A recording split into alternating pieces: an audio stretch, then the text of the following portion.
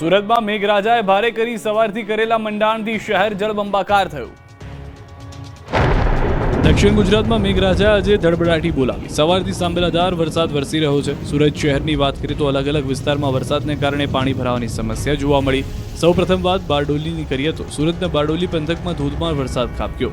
બારડોલી નજીકથી મીંઢોળા નદી પસાર થાય છે. મીંઢોળા નદી તોફાની બનતા આસપાસના ઘરોમાં પાણી ફરી વળ્યા.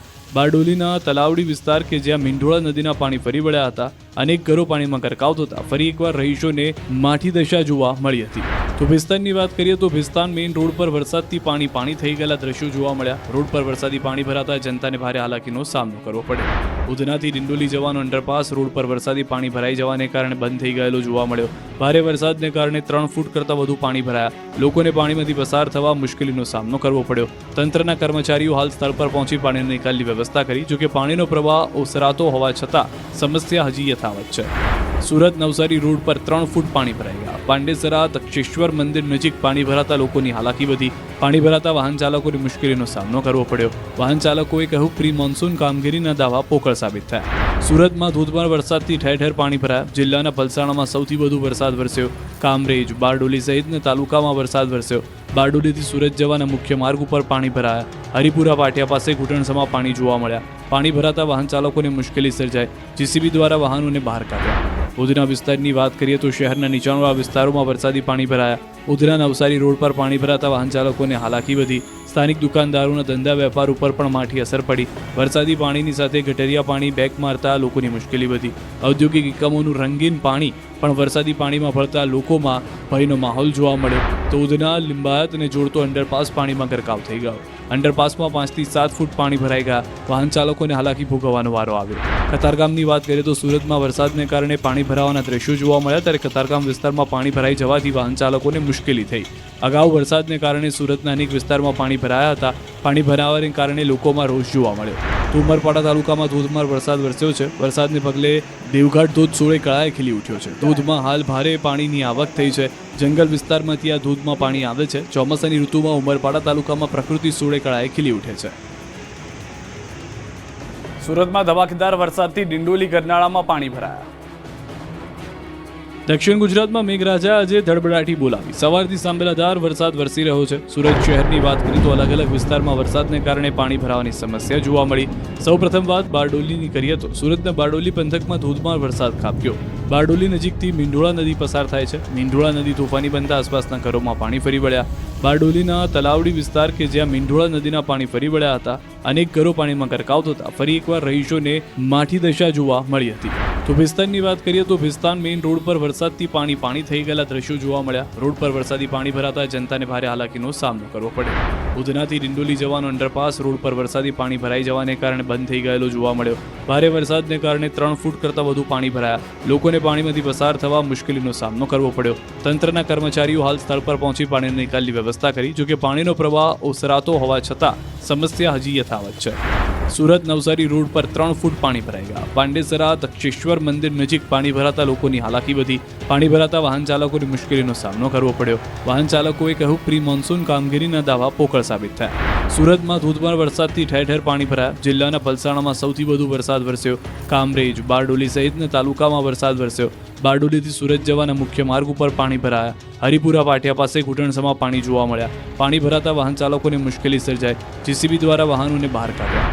ઉધના વિસ્તારની વાત કરીએ તો શહેરના નીચાણવાળા વિસ્તારોમાં વરસાદી પાણી ભરાયા. ઉધના નવસારી રોડ પર પાણી ભરાતા વાહન ચાલકોને હાલાકી વધી. સ્થાનિક દુકાનદારોના ધંધા વેપાર ઉપર પણ માઠી અસર પડી.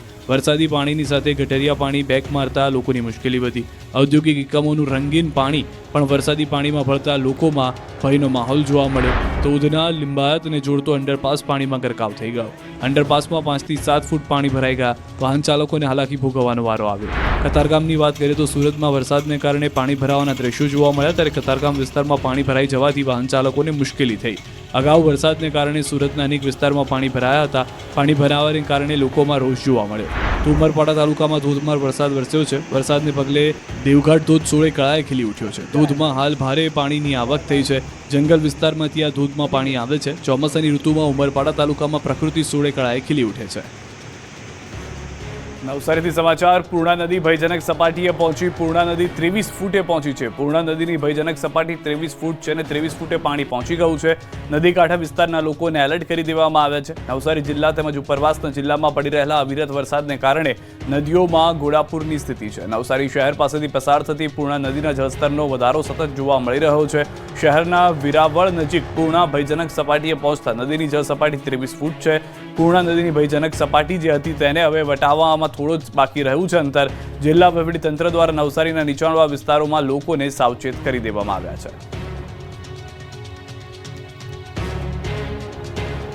નવસારીની અંબિકા નદીએ લોકોની મુશ્કેલી વધારી દીધી. નદીનું જળસ્તર સતત વધી રહ્યું છે. હવામાન વિભાગની આગાહીના પગલે દક્ષિણ ગુજરાતમાં મેઘ સવારી ઉતરી પડી છે. નવસારી જિલ્લામાં મેઘો ઓળઘોળ થઈ ગયો છે. તમામ તાલુકામાં રાત્રે 12 વાગ્યાથી સાર્વત્રિક વરસાદ વરસી રહ્યો છે.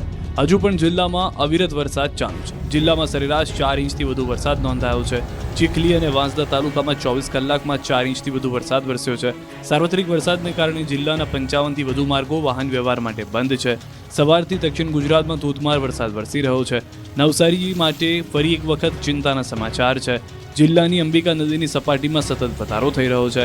અંબિકા નદી ફરી રૌદ્ર સ્વરૂપ ધારણ કરી ચૂકી છે.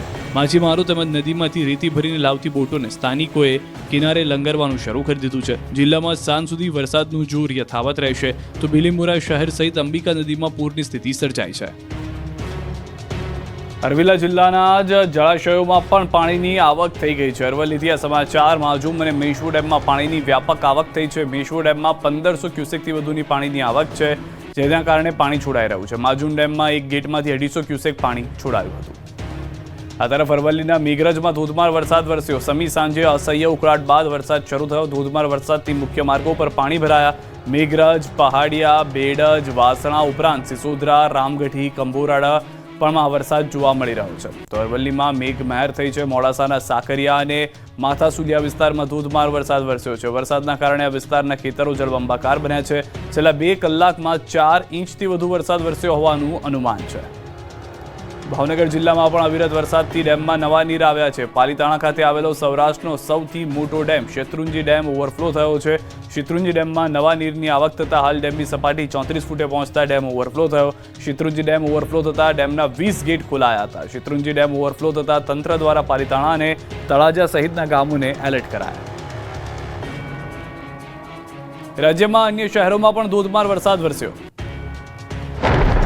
સમગ્ર રાજ્યમાં વરસાદ મન મૂકીને વરસી રહ્યો છે. સૌરાષ્ટ્ર અને ઉત્તર અને સાથે દક્ષિણ ગુજરાતમાં સવારથી ધીમી ધારે તો ક્યાંક ધોધમાર વરસાદ વરસી રહ્યો છે.